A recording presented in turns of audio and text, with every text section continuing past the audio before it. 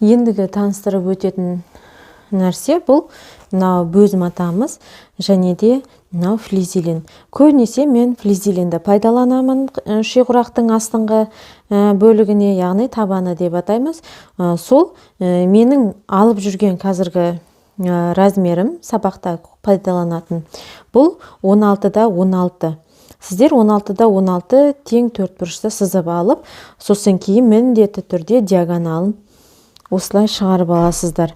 Диагоналы қисық болмауы керек. Ол өте маңызды біз үшін. Себебінде диагоналыңыз қисық болса, сіздің құрағыңызда қисық шығады. Осылай бірнешеуін пайдаланып аласыздар. Флизелин бұл метрлеп сатылады, немесе рулонмен сатылады. Осындай қағаз тәріздес флизелинді пайдаланғандарыңыз дұрыс. Флизелин екі жағына қанша созсаңыздар да формасын ұстап тұрады. Ал енді бөз матаға келетін болсақ, бөздің бірнеше түрі бар. Тығыздығына байланысты тығыздығы жоғарғы бөз матаны пайдаланғандарыңыз дұрыс.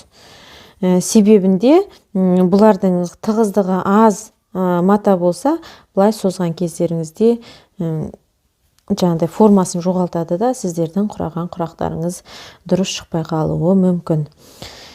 Бөз матаны да пайдалансаңыздар болады. Енді кім арқылай, бірақ мен көбінесе мына флизелинмен жұмыс жасаған маған ыңғайлы. Сол себепті көбінесе флизелинмен жұмыс жасаймын.